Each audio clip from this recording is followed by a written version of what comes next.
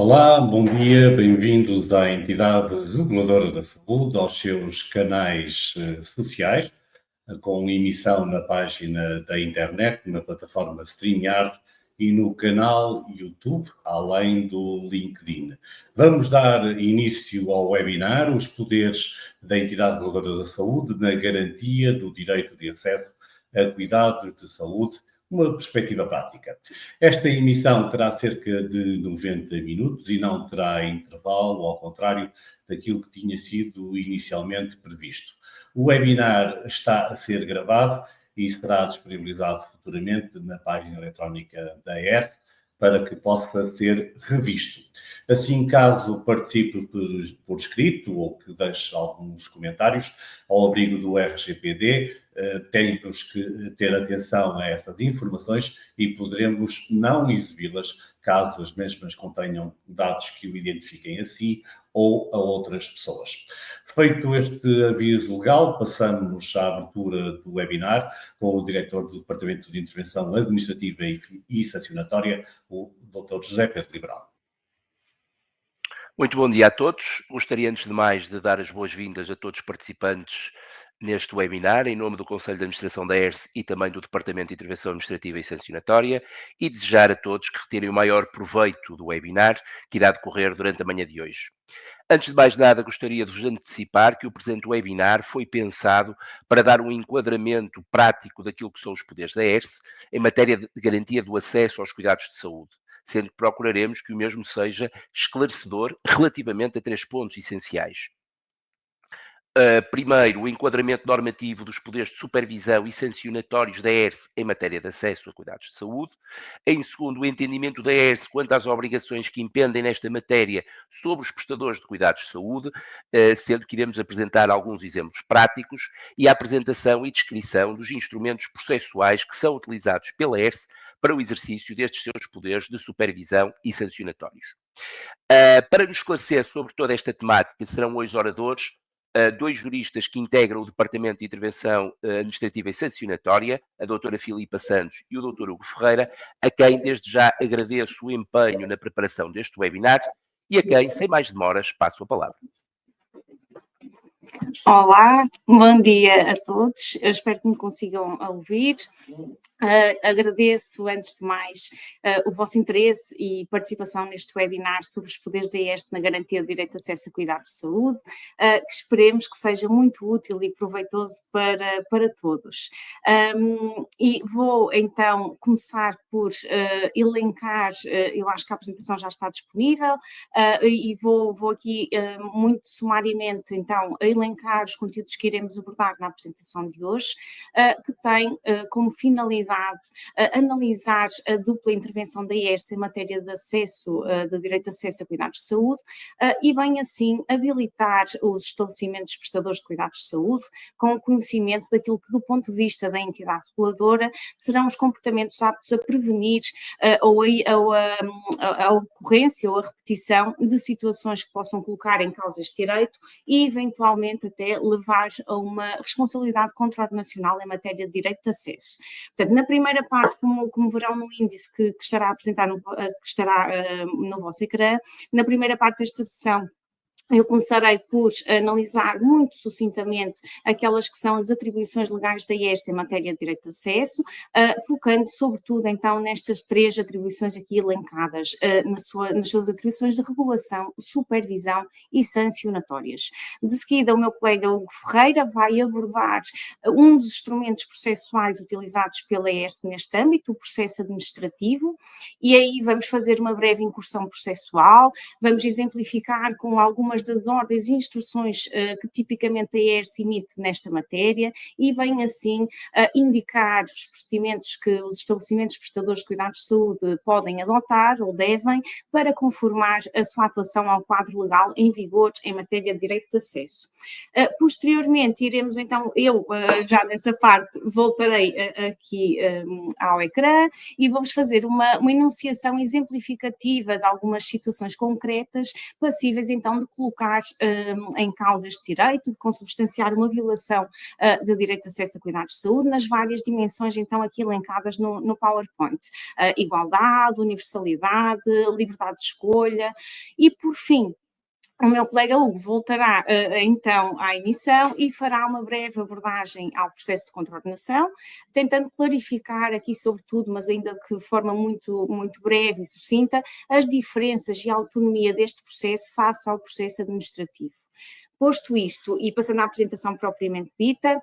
vou começar então por enquadrar a atividade da entidade reguladora da saúde enquanto entidade administrativa independente, dotada de poderes de regulação, de supervisão, de regulamentação, de fiscalização e sancionatórios.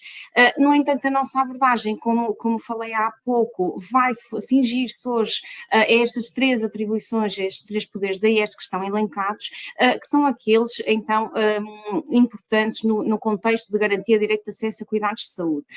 nomeadamente então as suas atribuições a nível de regulação, de supervisão e sancionatórias, que vou detalhar um pouco mais à frente. De resto, estão sujeitos à atividade reguladora da IERS todos os estabelecimentos prestadores de cuidados de saúde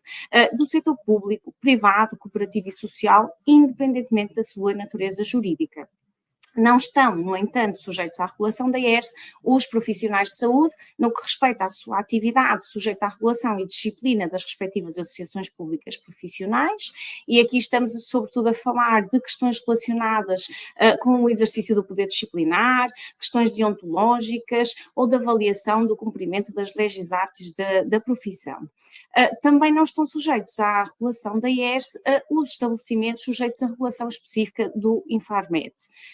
Entrando depois mais especificamente então nas suas atribuições legais, naquelas que nos trazem aqui hoje, a IERS tem desde logo por missão a regulação da atividade dos estabelecimentos prestadores de cuidados de saúde e, dentre outros objetivos, cabe-lhe então assegurar o cumprimento dos critérios de acesso aos cuidados de saúde nos termos da Constituição e da lei. E isto passa por quê? Desde logo por assegurar o direito de acesso universal e equitativo à prestação de cuidados de saúde nos serviços e estabelecimentos do SNS,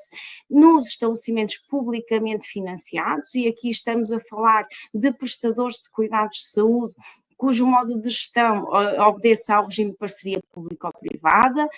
bem como dos estabelecimentos contratados para a prestação de cuidados de saúde no âmbito de sistemas ou subsistemas públicos de saúde ou equiparados. E aqui estamos a falar então de prestadores do setor privado, cooperativo ou social, que se apresentem então na veste de entidades convencionadas ou com o SNS ou com os subsistemas públicos de saúde ou equiparados, portanto a ADSE, ADM, a SAD-PSP ou a SAD-GNR. Por outro lado, e no âmbito deste objetivo de regulação, de assegurar o cumprimento de critérios de acesso, cabe ainda à IERS prevenir e punir práticas de rejeição e discriminação infundada de utentes nos mesmos serviços e estabelecimentos, portanto do SNS, publicamente financiados e contratados para a prestação de cuidados de saúde no âmbito de sistemas ou subsistemas públicos ou equiparados. Cabe ainda à IERS prevenir e punir práticas de indução artificial de procura de cuidados de saúde e, bem assim, zelar pelo respeito da liberdade de escolha nos estabelecimentos prestadores de cuidados de saúde, incluindo o direito à informação. Estas subdimensões do direito de acesso que estão aqui elencadas e que estamos aqui a abordar vão ser depois concretizadas na terceira parte deste webinar, com a apresentação de um conjunto de situações passíveis de colocar este direito em causa nestas várias vertentes. Por outro lado, então, ainda no âmbito das suas atribuições de regulação, compete à IERS a garantia dos direitos e interesses legítimos dos utentes, o que passa, por um lado, por apreciar as queixas e as reclamações que estes formulem e monitorizar o seguimento que lhes é dado pelos estabelecimentos prestadores de cuidados de saúde e, por outro, por verificar o cumprimento da Carta de Direitos de Acesso aos Cuidados de Saúde pelos utentes do Serviço Nacional de Saúde, a designada Carta de Direitos de Acesso, nomeadamente, então, os direitos e deveres aí previstos. Noutro prisma, então, as atribuições da IERS compreendem também a supervisão da atividade e funcionamento dos estabelecimentos prestadores de cuidados de saúde. E no âmbito destas atribuições de supervisão,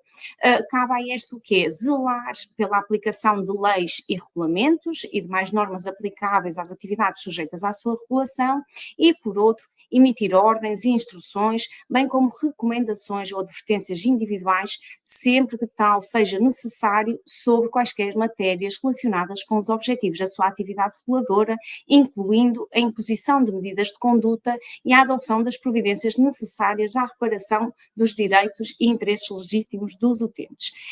Esta particular incumbência que estamos aqui a analisar vai ser abordada com mais detalhe pelo meu colega Hugo, na segunda parte desta apresentação, pelo que não me vou debruçar muito mais sobre isto neste momento. Por fim, para acabar este breve enquadramento da atividade da IERS, portanto, às atribuições de regulação e de supervisão que falamos, acrescem ainda as atribuições sancionatórias, ou seja, o poder e o dever da IERS de desencadear os procedimentos sancionatórios adequados e aplicar as devidas sanções que digam respeito a infrações cuja apreciação seja da sua competência. Neste ponto, e de resto como sinalizam os estatutos da IERS, as decisões proferidas no âmbito de processos de contornação, portanto as decisões sancionatórias, não dispensam a entidade infratora do cumprimento do dever jurídico violado ou da ordem ou da instrução desrespeitada e nem prejudicam, quanto aos mesmos factos, o exercício dos seus poderes de supervisão.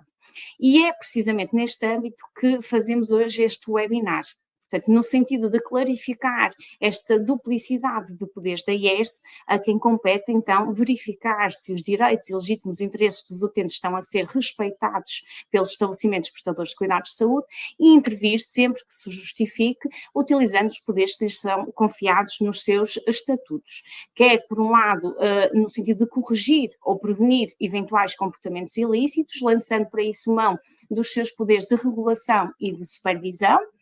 mediante a abertura de um processo administrativo, como veremos de seguida, quer sancionando esses mesmos comportamentos, já no uso então dos seus poderes sancionatórios e no âmbito de um processo de contornação.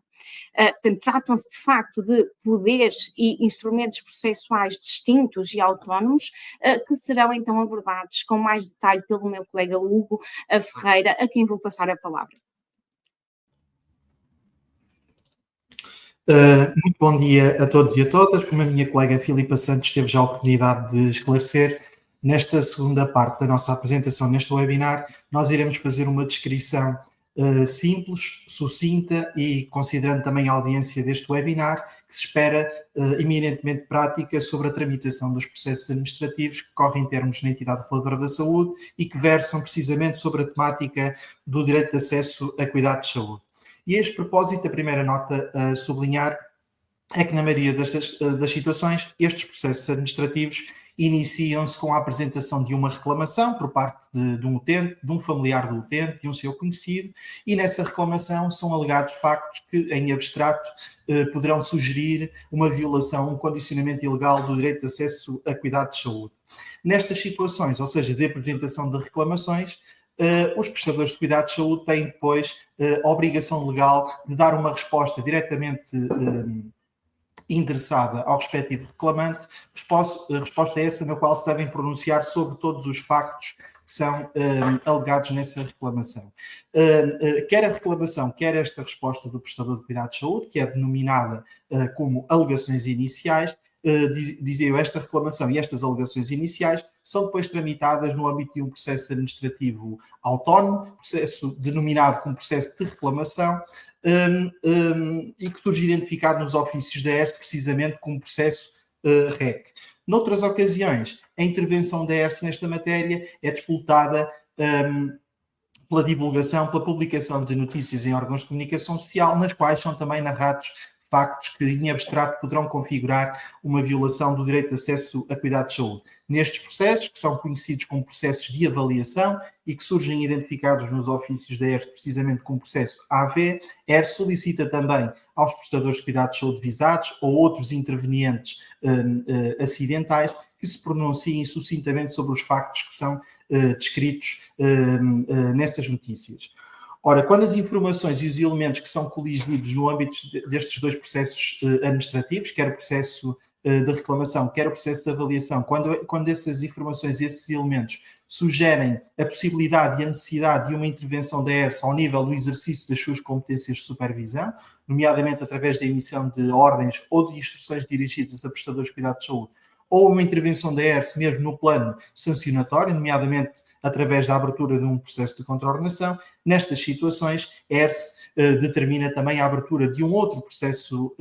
administrativo, que é denominado processo de inquérito e que surge identificado nos ofícios da ERSE enquanto processo ERS. Neste processo de inquérito são também solicitadas informações e elementos aos prestadores de cuidados de saúde, mas aqui informações e elementos mais detalhados. Além dessas informações, são também solicitados os respectivos documentos comprovativos das informações e dos factos alegados pelos prestadores de cuidados de saúde. Por exemplo, se estivermos perante uma situação de uma prestação de cuidados de saúde em contexto de urgência, será solicitada a cópia ao prestador de cuidados de saúde do respectivo episódio de urgência. Se estiver em causa a realização de um determinado exame, será solicitada a cópia ao prestador de cuidados de saúde do respectivo relatório. Se, eventualmente, a atuação do prestador de cuidados de saúde tem respaldo num determinado procedimento interno que mantém em vigor, e se esse procedimento interno se considerar à margem da lei ilegal, é também solicitado a esse mesmo prestador que remeta à ERSE cópia desse mesmo procedimento para que o mesmo seja avaliado e apreciado do ponto de vista jurídico. Noutras situações excepcionais, ou seja, quando a ERSE toma conhecimento de uma violação mais ou menos transversal do direito de acesso a cuidados de saúde, transversal no sentido de essas práticas serem praticadas não por um ou por dois prestadores de cuidados de saúde, mas por uma multiplicidade de prestadores de cuidados de saúde, como aconteceu recentemente a propósito dos constrangimentos verificados e sentidos por utentes grávidas no acesso à interrupção voluntária da gravidez. Nestas situações mais transversais, a ERSE lança mão de um outro processo administrativo, denominado processo de avaliação. Neste processo de avaliação, a ERSE pode também solicitar informação e elementos ao prestador de cuidados de saúde, mas o seu propósito fundamental é o de ir acompanhando a atuação do prestador de cuidados de saúde, por exemplo, em matéria de interrupção voluntária da gravidez, perceber as medidas corretivas e os procedimentos internos adotados por esses prestadores no sentido de salvaguardar esse direito de acesso a cuidados de saúde. Excepcionalmente, e sempre que se justifique, poderá também a ERSE, no âmbito destes processos de monitorização, exercer as suas competências de supervisão, nomeadamente através da emissão de ordens e de instruções, ou mesmo os seus poderes sancionatórios, se concluir pela prática de alguma infração cuja apreciação seja da competência da ERSE. Uma nota bastante relevante a sinalizar a este propósito é que os pedidos de elementos formulados pela ERSE no âmbito destes processos administrativos, os prestadores de cuidados de saúde têm a obrigação de lhe dar resposta e de lhe dar uma resposta cabal. Isto é, têm a obrigação de se pronunciar sobre todos os factos e têm a obrigação de dar resposta a todas as questões formuladas pela ERSE, têm a obrigação de remeter toda a documentação solicitada pela ERSE, sob pena de, não o fazendo, incorrerem em responsabilidade contraordenacional. Uma vez concluídas estas diligências instrutórias e de investigação no âmbito destes processos administrativos, sobretudo processos de inquérito, e encontrando-se a ERSE na posse dos elementos e das informações necessárias, o Conselho de Administração da Entidade Reguladora da Saúde, sob proposta do respectivo instrutor do processo, aprova um projeto de deliberação. Nesse projeto de deliberação é feita uma descrição e um enquadramento factual dos factos, da situação, um enquadramento factual da situação, é feita uma apreciação jurídica da mesma, é feita a respectiva subsunção dos factos ao direito aplicável e é preconizada também uma decisão, ou seja, deste projeto de deliberação consta também um projeto de decisão.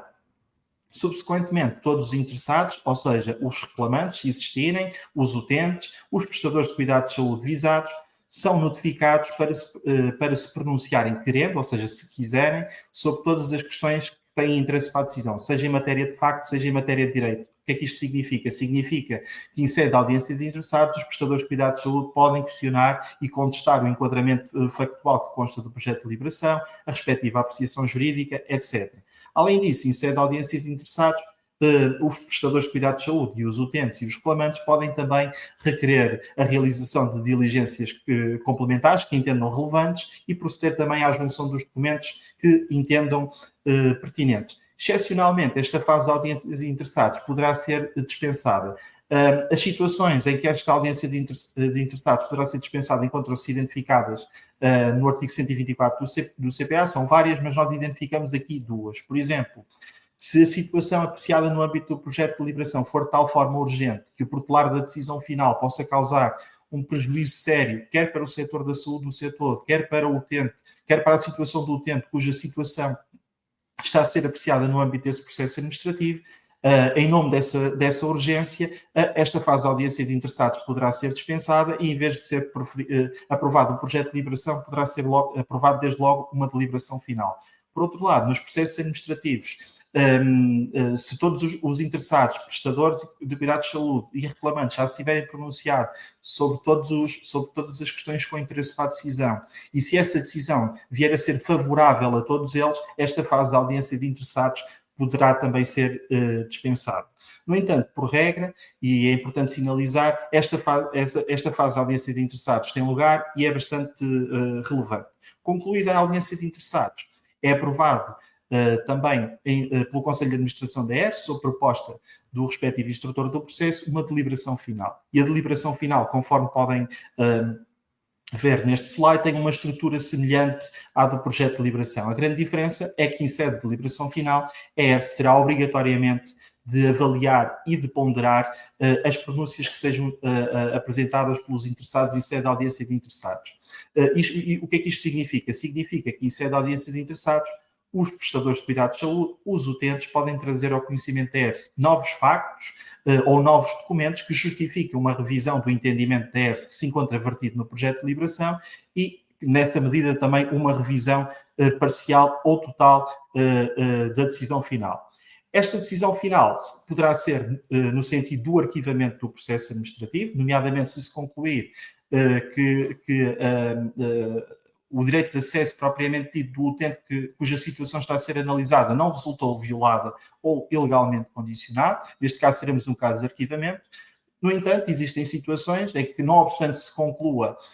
que o concreto direito de acesso do utente não foi violado, poderá justificar-se uma intervenção da ERSE ao nível do exercício das suas competências de supervisão. Por exemplo, imaginemos que no âmbito de um processo administrativo, apesar de ter concluído que o direito de acesso do utente cuja situação é apreciada não foi violado, o prestador de cuidados de saúde remeteu à ERSE cópia de um determinado procedimento e a ERSE, após a avaliação desse procedimento interno, concluiu que esse procedimento interno era ilegal. Nestas situações, a ERSE, apesar de ter concluído que a situação daquele utente essa situação não configurou uma violação do seu direito de acesso, a ERSE poderá emitir uma instrução a esse prestador de cuidados de saúde no sentido de rever esse procedimento considerado ilegal. Na maioria das situações, quando a ERSE conclui, de facto, pela violação do direito de acesso dos utentes, são emitidas, ao abrigo do artigo 19, a linha B dos estatutos da ERSE, são emitidas ordens e instruções aos prestadores de cuidados de saúde e mesmo recomendações, sendo certo que nestas situações, ou seja, nas situações em que são emitidas ordens, instruções e recomendações, o processo só será arquivado, afinal, quando o respectivo prestador de cuidados de saúde, que é visado por esta decisão, cumprir e demonstrar o respectivo cumprimento junto da ERSE. Feito este enquadramento inicial, nós iremos agora deter-nos sobre a estrutura, o sentido e o alcance em geral das ordens e das instruções que são emitidas pela ERSE no âmbito destes processos administrativos, nomeadamente no âmbito dos processos de inquérito. E a primeira nota a assinalar é que, por regra, a primeira linha começando pela análise das ordens, a primeira nota aqui a sublinhar é que a primeira linha de uma ordem que é tipicamente emitida pela ERSE tem uma estrutura mais substantiva e impositiva. O que é que isto significa? Significa que é nesta primeira linha que a ERSE identifica a concreta conduta, a concreta atuação que o prestador deverá adotar. Por exemplo, cessar de imediato uma determinada prática interna que no âmbito de um processo administrativo se considerou ser ilegal. Atente-se no exemplo que consta neste slide. Por exemplo, no âmbito de um processo administrativo, a ERSE verificou que um determinado prestador de cuidados de saúde não garantia o acesso de utentes grávidas ao processo de vigilância da gravidez, nem garantia o acesso a cuidados de saúde de utentes pediátricos, se estes utentes, em simultâneo com o acompanhamento que tinham no SNS, fossem também seguidos no setor privado e cooperativo e social. Ora, na medida em que esta prática configura uma violação do direito de acesso universal a cuidados de saúde dos utentes do SNS, a ERSE emitiu uma ordem no sentido de o prestador de cuidados de saúde cessar de imediato esta prática. Por outro lado, a ERSE poderá também emitir ordens no sentido de o prestador de cuidados de saúde proceder à anulação de uma determinada fatura, respeitando uma prestação de cuidados de saúde, e restituir ao utente o respectivo valor que lhe foi cobrado. Isto sucede, sobretudo, nos processos em que se conclua que esta prestação de cuidados de saúde e a cobrança do respectivo montante foi feita em violação do direito à informação e à liberdade de escolha dos utentes. Mas mais adiante, quando a minha colega Filipa Santos fizer uma enunciação dos casos que configuram a violação do direito de acesso a cuidados de saúde, nomeadamente do direito da violação da liberdade de escolha, ela certamente esclarecerá através dos exemplos práticos em que situações é que a ERSE poderá proceder à emissão de ordens desta natureza. Em segundo lugar, a segunda linha de uma ordem tipicamente emitida pela ERSE é aquela que tem que ver com o prazo que é concedido ao prestador de cuidados de saúde visado para que dê cumprimento e demonstre o respectivo cumprimento junto da ERSE. No que diz respeito à emissão das instruções, também aqui se verifica que a primeira linha de uma instrução tipicamente emitida pela ERSE tem um conteúdo mais substantivo, ou seja, no essencial, o que está aqui em causa nesta primeira linha é um comando, uma instrução ao prestador de cuidados de saúde, no sentido de garantir na prática e em permanência que o concreto direito cuja violação foi apreciada e foi verificada no âmbito de um processo administrativo seja de facto salvaguardado. Tomando aquele exemplo das utentes grávidas e dos utentes pediátricos, a instrução aqui a emitir será no sentido deste prestador, em termos genéricos, garantir em permanência o direito de acesso universal a cuidados de saúde no âmbito do SNS. No entanto, em determinadas situações, pode justificar-se também a emissão de uma instrução que não tenha um conteúdo tão genérico, mas um conteúdo mais substantivo e impositivo, à semelhança do que acontece com as ordens. Por exemplo, imaginemos que um determinado prestador convencionado, no âmbito de um acordo celebrado com a SNS, assumiu a obrigação de manter em funcionamento o seu serviço de urgência durante 24 horas por dia. Se no âmbito de um processo administrativo a ERSE vier a concluir que esse serviço de urgência não funciona durante 24 horas por dia, por exemplo, porque está encerrado durante o período da noite, a ERSE poderá emitir uma instrução mais específica a esse prestador de cuidados de saúde, no sentido de garantir o cumprimento do que foi convencionado com o SNS e de manter em funcionamento o serviço de urgência durante 24 horas.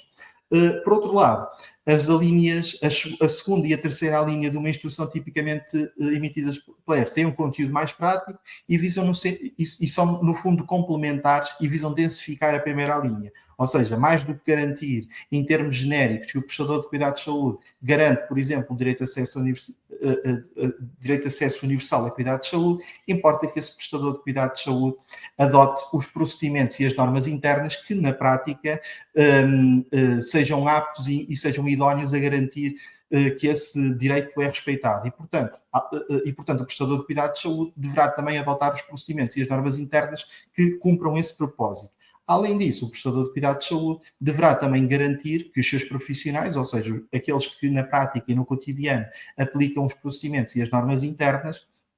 conhecem a existência e o teor dos procedimentos e das normas internas adotadas e, na prática, as respeitam efetivamente. Em último lugar, a última linha de uma instrução tipicamente emitida pela ERSE é aquela que diz respeito ao prazo que é concedido ao prestador de cuidados de saúde para cumprir e demonstrar o cumprimento da mesma junto à ERSE. E esse prazo aqui é um prazo mais dilatado e é um prazo de 30 dias úteis. Como vimos atrás, nestas situações em que são exercidas as competências de supervisão da ERSE, ou seja, em que são emitidas instruções e ordens, Estes processos só são arquivados, afinal, quando o prestador de cuidados de saúde der cumprimento à decisão da ERSE. E o que é que significa, na prática, dar cumprimento à decisão da ERSE? Em primeiro lugar, se tiver sido emitida uma ordem, o cumprimento da decisão da ERSE pressupõe, desde logo, o cumprimento da ordem que foi emitida. Isso passa, em concreto, porquê? Por cessar de forma imediata a prática interna cuja ilegalidade foi verificada no âmbito do processo inquérito, por exemplo, aquela prática interna de condicionar o acesso a cuidados de saúde de utentes grávidas e utentes pediátricos, passa também por cessar, de facto, cessar a vigência e a aplicação de um determinado procedimento interno que foi considerado contrário à lei no âmbito desse processo administrativo, e no âmbito dos processos que estão relacionados com a violação do direito à informação e à liberdade de escolha, o cumprimento da ordem pressupõe a reparação efetiva dos direitos e interesses legítimos dos utentes, ou seja, a efetiva anulação da fatura identificada na ordem emitida pela ERSE e a restituição ao utente do montante que também aí foi identificado. Em segundo lugar, o cumprimento da decisão da ERSE passa também, obviamente, pelo cumprimento da instrução que lhe foi emitida ao prestador. E isso se traduz na prática, na efetiva implementação ou revisão dos procedimentos ou das normas internas que estão identificados na instrução, por exemplo, a emissão de uma circular informativa, e passa também, em segundo lugar, pela efetiva divulgação desses procedimentos e dessas normas internas junto dos profissionais, por exemplo, a efetiva realização de ações de formação com vista a discutirem os procedimentos, entretanto, revistas, circulares informativas emitidas, a realização de reuniões de equipa, a divulgação através de plataformas internas específicas do prestador de cuidados de saúde ou de mensagem de correio eletrónico do teor desses procedimentos, etc. Uma nota bastante importante e bastante prática também que é importante frisar é que o prestador de cuidados de saúde a quem é dirigida uma ordem ou uma instrução da ERSE, o ofício que esse prestador, depois de ser notificado da decisão da ERSE, deverá remeter para efeitos de demonstração do cumprimento da decisão da ERSE, deve ser instruído de toda a documentação de suporte relevante, ou seja, se de facto esse prestador de cuidados de saúde procedeu à revisão de um determinado procedimento interno ou adotou um novo procedimento interno para salvaguardar o cumprimento do direito apreciado no âmbito do processo administrativo, esse prestador deverá remeter cópia desses documentos. Se emitir uma circular informativa interna sobre uma determinada temática para efeitos de demonstração do cumprimento da decisão da ERSE, deverá remeter cópia desse documento. Deverá também ainda remeter a evidência da efetiva realização de ações de formação e de reuniões de equipa para o efeito de divulgação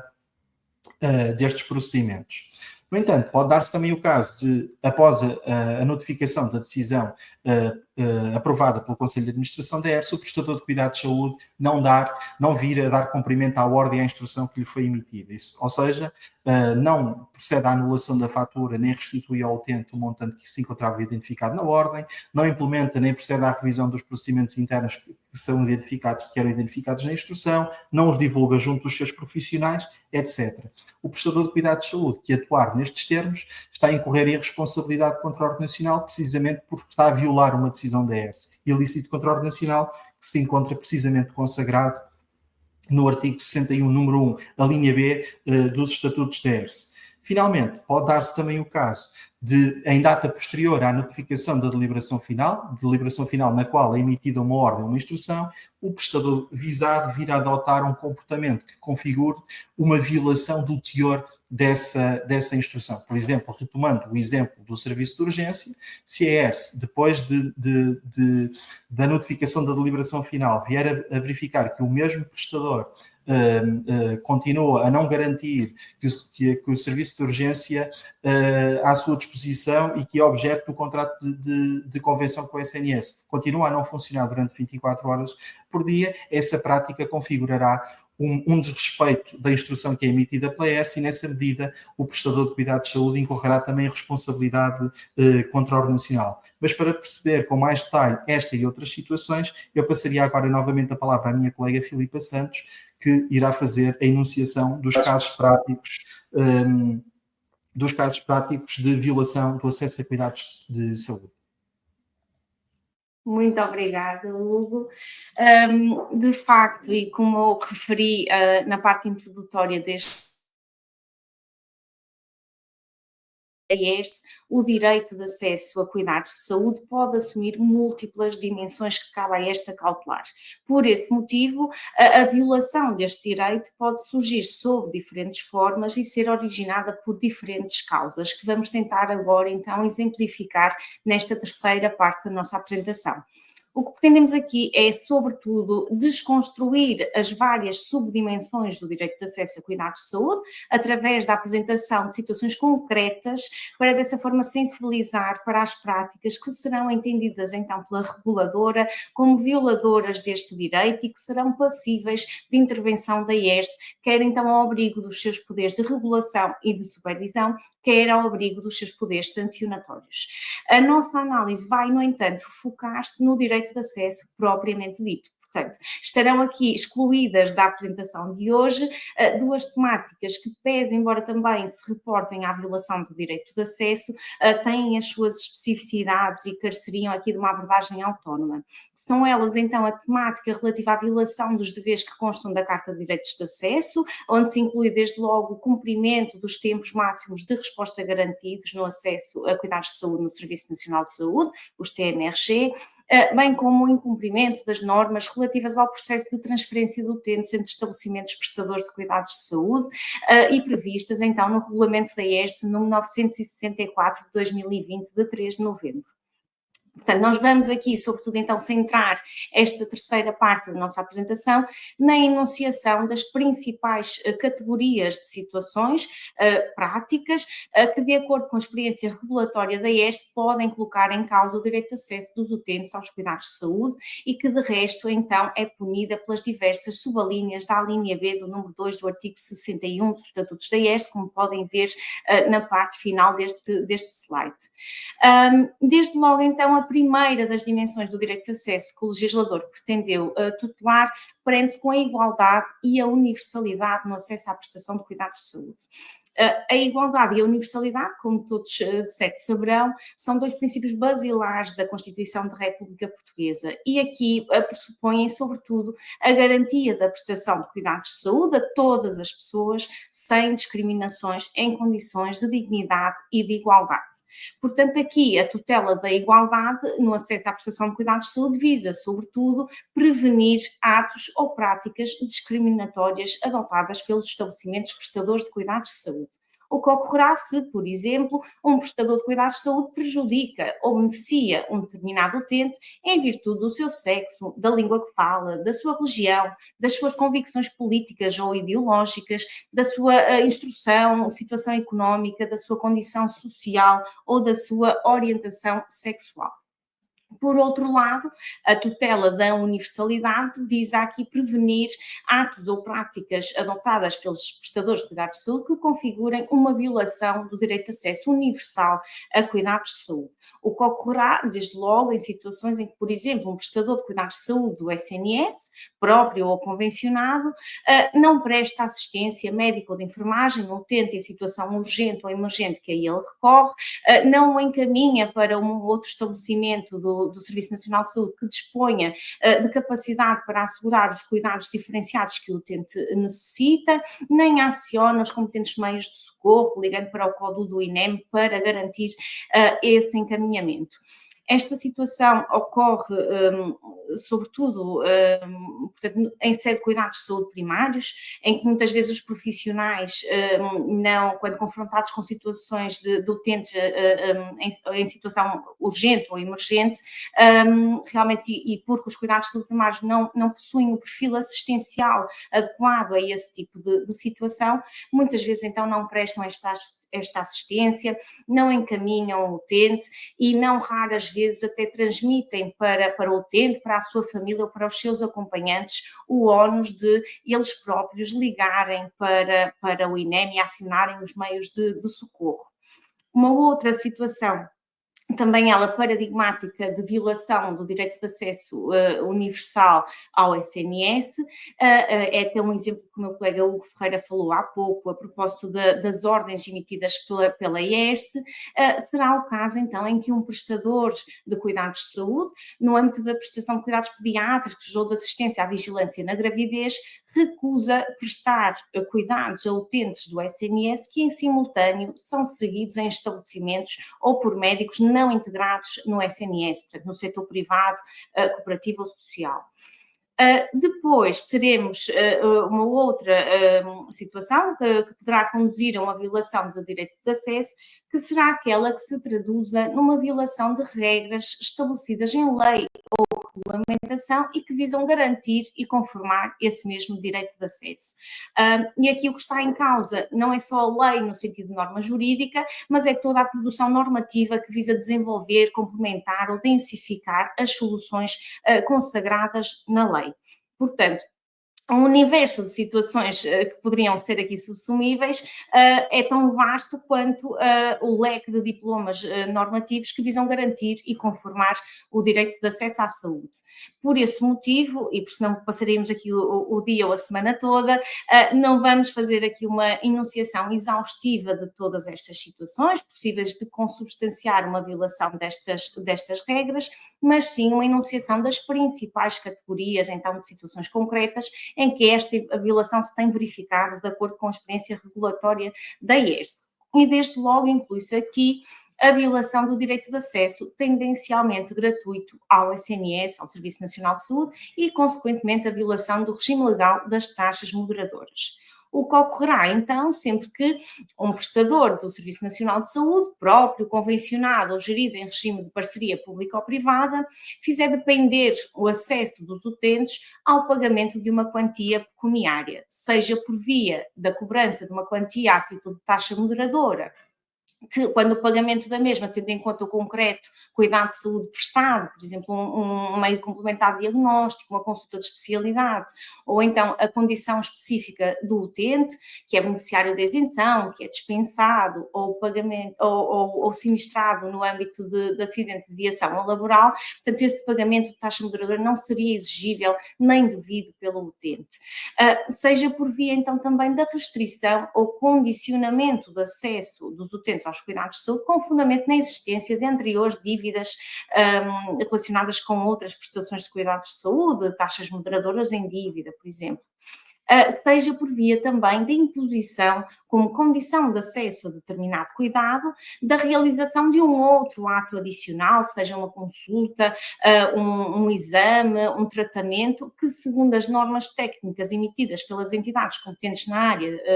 da saúde, não seria exigível ou indispensável para a realização do primeiro. De igual modo, consubstanciará uma violação destas regras que visam garantir e conformar o acesso às situações em que um prestador do Serviço Nacional de Saúde, próprio, convencionado, ou então gerido em regime de parceria pública ou privada, protela ilegítima e ilegalmente o acesso dos utentes aos cuidados de que carecem, infringindo, por exemplo, as normas consagradas no diploma que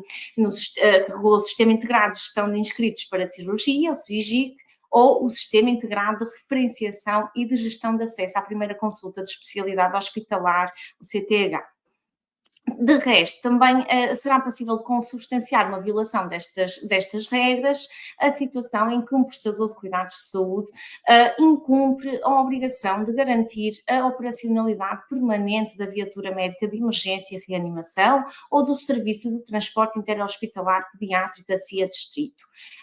Desde logo, porque incumprindo estas obrigações, esse prestador não está a garantir ao utente o direito de aceder aos cuidados de que necessita da forma mais célere e com os meios diferenciados mais adequados à sua situação clínica. Por fim, também estaremos perante uma violação de acesso nesta vertente, não é? De violação de regras que visam garantir e conformar esse mesmo acesso, nas situações em que um prestador de cuidados de saúde, por ação ou por omissão, não assegura que os respectivos utentes acedam tempestivamente aos cuidados de saúde de que carecem ou que pretendem. O que será o caso, desde logo, então, de não ser garantida a uma utente grávida a realização das necessárias ecografias obstétricas nos prazos legais aplicáveis ou da consulta prévia, no caso, então, no prazo de 5 dias a partir do pedido de interrupção voluntária da gravidez. Uma outra situação também típica de violação do direito de acesso será aquela que configura a prática de rejeição ou discriminação infundada de utentes. Isto ocorrerá, desde logo, quando, por exemplo, um prestador de cuidados de saúde que seja titular de uma convenção com o SNS ou com a ADSE define e implementa regras distintas de acesso consoante a veste em que o utente se apresenta. Desde logo, por exemplo, esse prestador retardar a realização de um determinado exame ou de uma consulta a um ou vários utentes beneficiários do SNS ou da ADSE, porque em primeiro quer então terminar todos esses atos, esses exames e consultas dos seus clientes particulares. Do mesmo modo, estaremos perante uma prática de rejeição ou discriminação infundada de utentes, a situação em que um prestador de cuidados de saúde, concluindo pela necessidade de um utente realizar determinado procedimento cirúrgico, não diligencia pela sua realização e não só não diligencia pela sua realização, como não inscreve em lista de inscritos para cirurgia, não lhe dá nenhuma alternativa terapêutica, como seguimento em consulta de especialidade, não encaminha para outra unidade ou para outra equipa médica que aceite realizar essa cirurgia de acordo com a vontade do utente. Porquê? Porque o utente se recusa a receber transfusões sanguíneas ou derivados no decurso da cirurgia. De igual modo, estaremos perante uma prática de rejeição ou discriminação infundada nas situações em que um prestador, em face da recusa de um utente em assinar a declaração de consentimento no âmbito do Regulamento Geral de Proteção de Dados, então não assegura, por esse mesmo motivo, os cuidados de saúde que o utente precisa ou que lhe foram prescritos pelo seu médico assistente. Outra prática violadora do direito de acesso a cuidados de saúde será aquela que se traduza numa indução artificial da procura desses mesmos cuidados. E aqui induz artificialmente a procura o prestador que, por qualquer meio, sugere ou persuade o utente a aceder a um ou vários cuidados de saúde que são para o utente indesejados e para ele desnecessários. Isto porquê? Porque o utente, enquanto pessoa livre e autodeterminada, tem o direito em todas as fases da prestação de cuidados de saúde e também quando do acesso, de decidir livre e esclarecidamente sobre os cuidados de saúde que lhe são propostos no sentido de aceitar realizá-los ou não. Isto para o prestador quer dizer o quê? Que se deve abster de praticar atos distintos daqueles que foram aceitos pelo utente, com o objetivo de obter para si, de forma direta ou indireta, um qualquer benefício que de outra forma não obteria. Neste ponto, o exemplo que vos trazemos aqui hoje foi uma situação que ocorreu no período de pandemia Covid-19, em que se verificou então que um prestador impôs, nesse mesmo contexto, que todas as endoscopias teriam de ser realizadas com recurso à sedação, à anestesia, pese embora tal necessidade não constasse, então não resultasse das normas técnicas emitidas pelas entidades competentes na área da saúde. E não só fez essa imposição de que os utentes então teriam que recorrer à sedação, como então cobrou uma quantia pecuniária aos utentes por essa mesma administração. Por último, uma situação também ela emblemática de violação do direito de acesso a cuidados de saúde será aquela que tem como consequência a violação da liberdade de escolha nos estabelecimentos de saúde, privados, sociais e também nos estabelecimentos públicos. De facto, a liberdade de escolha é, no essencial, o direito de todas as pessoas escolherem livremente a entidade prestadora de cuidados de saúde na medida dos recursos existentes. Sendo certo que a garantia efetiva da liberdade de escolha pressupõe desde logo o reconhecimento de um outro importantíssimo direito dos utentes, o direito à informação. Porquê? Então, o que é que isto quer dizer? Quer dizer que além de um acesso livre, o utente tem igual e complementarmente direito a um acesso informado e esclarecido.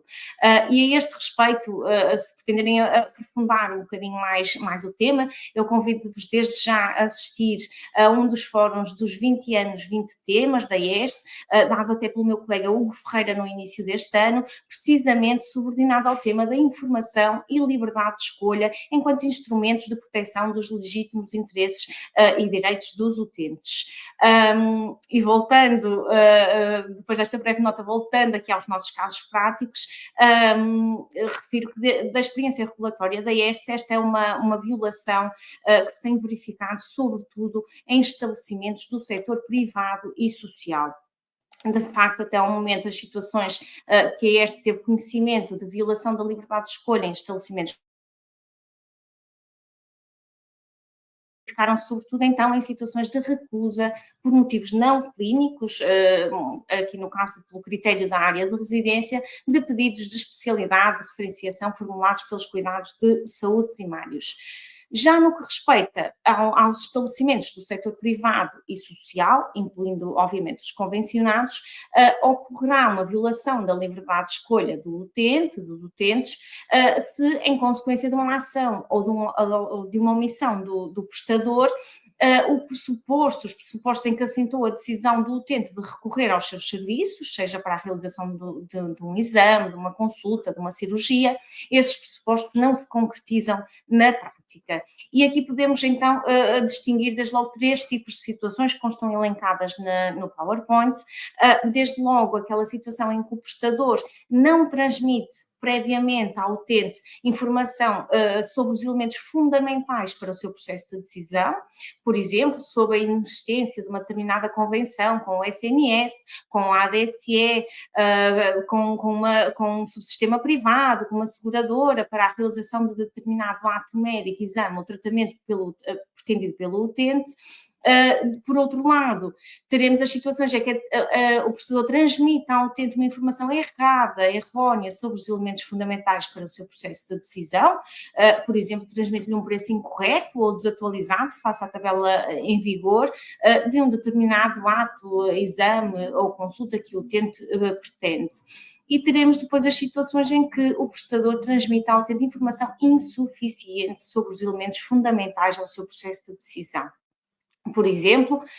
quando o prestador disponibiliza uma estimativa de custos que está incompleta, ou quando o prestador cobra a título autónomo e sem prévia informação ao utente,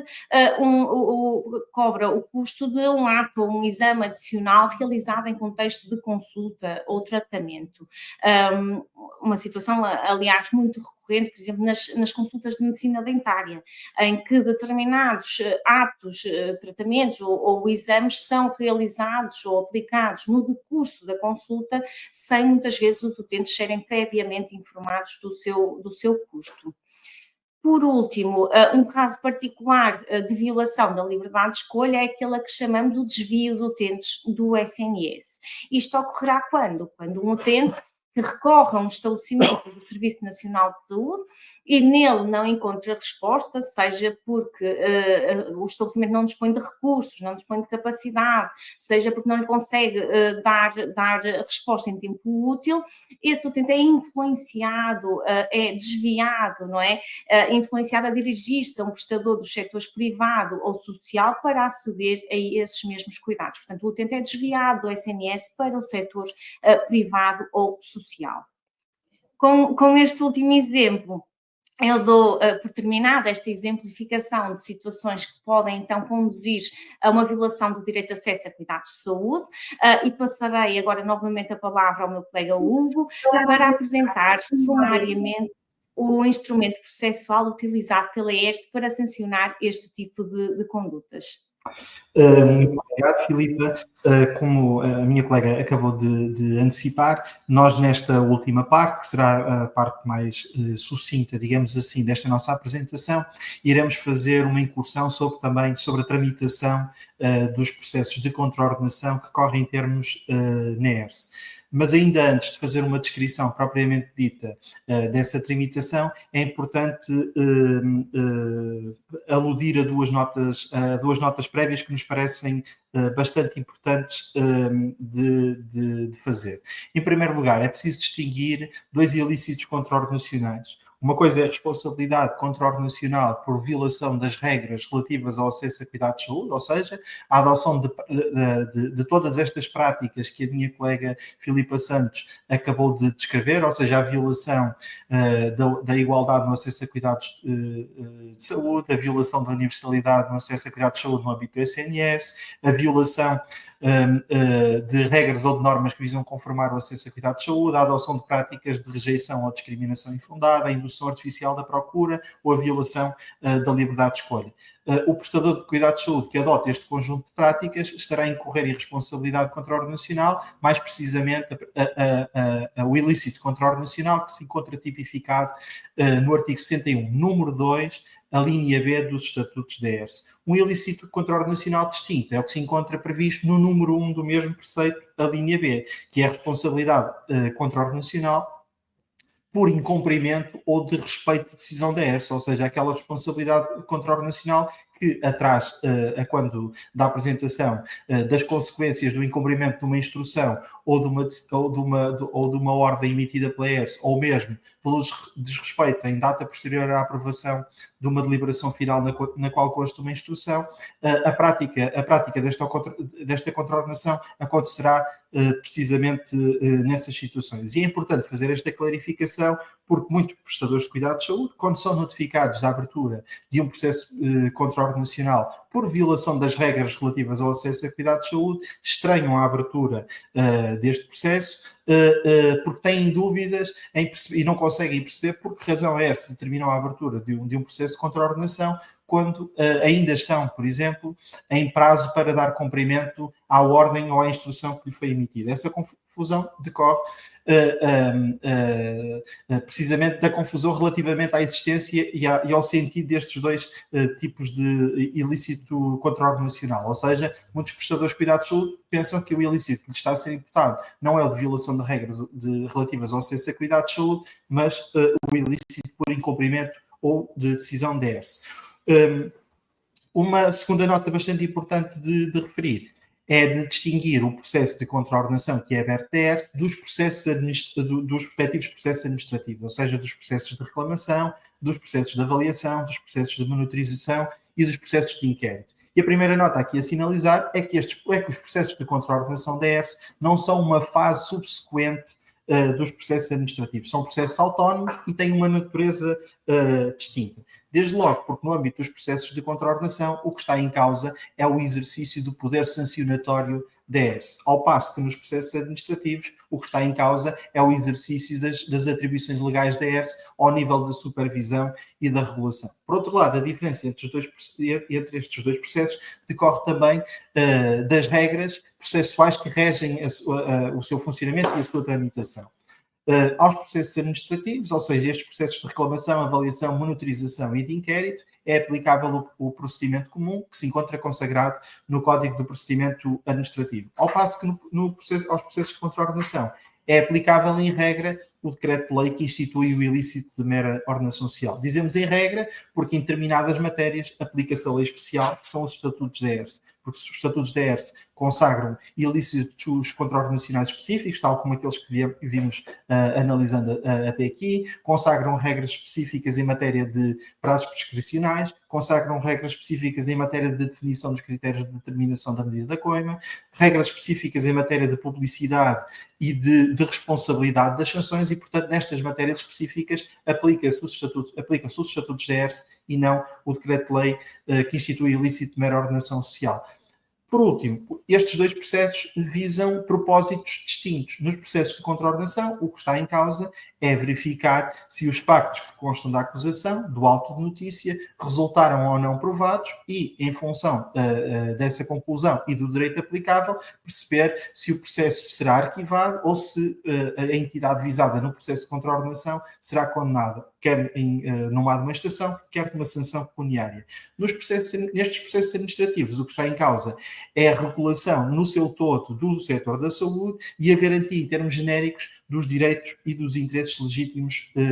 dos utentes. Feita esta dupla clarificação, passo agora a fazer uma descrição muito sucinta da tramitação destes processos contraordenacionais que correm em termos na ERSE. E a primeira nota a sublinhar é que, por regra, o prestador de cuidados de saúde que é visado por um processo de contraordenação toma conhecimento da sua existência quando é notificado nos termos e para os efeitos do artigo 50 do Regime Geral das Contraordenações, ou seja, é através deste ofício em que o prestador de cuidados de saúde tem conhecimento da identificação do processo, desde logo, se o processo se encontra identificado enquanto PCO, é porque se trata, de facto, de um processo de contraordenação e não de um processo administrativo, é identificado também o número do processo e a respectiva data de abertura, é nesse ofício e na documentação anexa que constam os factos que resultaram apurados e pelos quais a entidade visada está acusada, as concretas normas que foram infringidas e a respectiva imputação, ou seja, o ilícito contraordenacional cuja prática é imputada. Neste ofício, para o qual chama a atenção a relevância de o ler com bastante atenção, é também definido o prazo que, por regra, é de 20 dias para que a entidade visada, querendo, apresente a sua respectiva defesa. Fazendo, ou seja, apresentando a defesa, a entidade visada pode pronunciar sobre questões de facto e de direito que constam da acusação e, nomeadamente, sobre a imputação que consta do respectivo auto de notícia. Nessa defesa, a entidade visada pode também requerer a junção dos documentos que entender pertinentes e relevantes e pode também requerer a produção de prova testemunhal. Por regra, os pedidos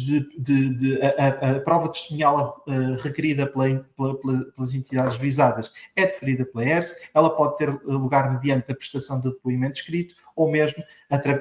presencialmente, sendo depois lavrado o respectivo auto de inquirição, que é assinado pela testemunha,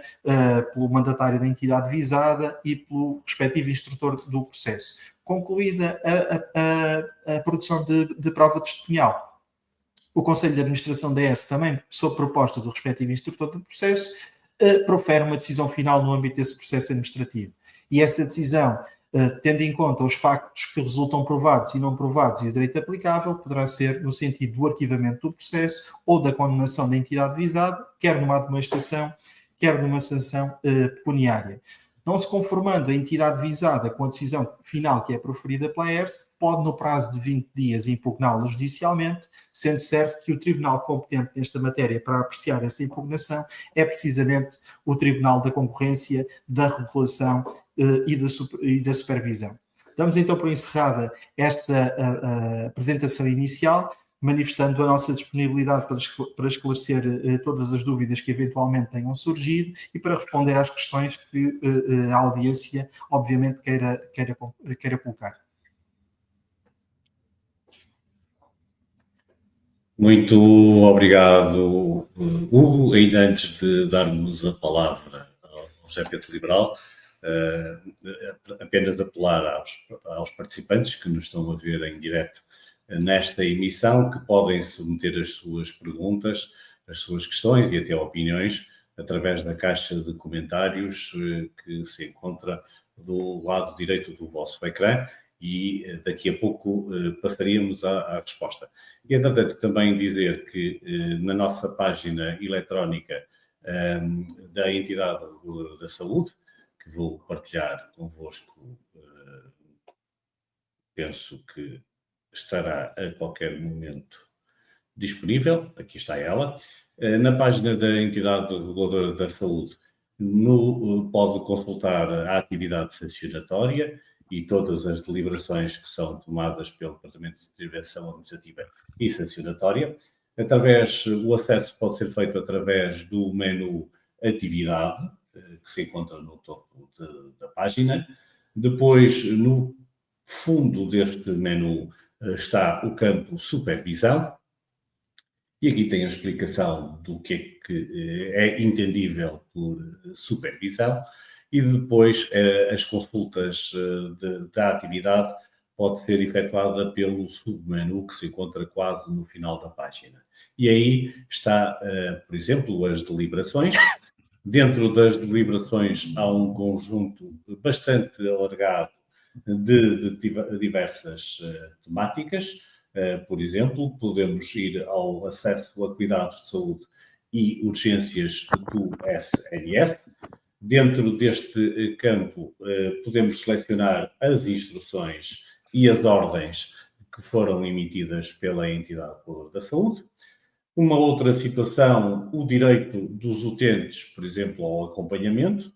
As deliberações também estão aqui nas instruções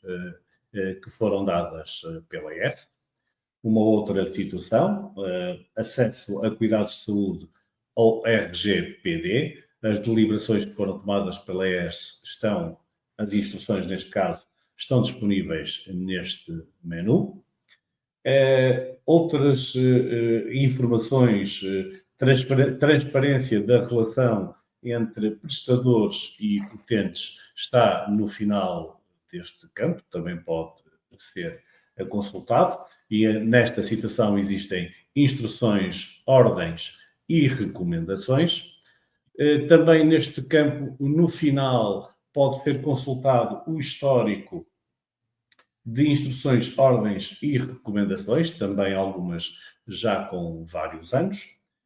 Também nesta área do site, portanto, volto a recordar em atividade no menu supervisão, também se encontram cá em baixo os alertas de supervisão que foram emitidos pela entidade reguladora da saúde. Nesta situação, a divisão é feita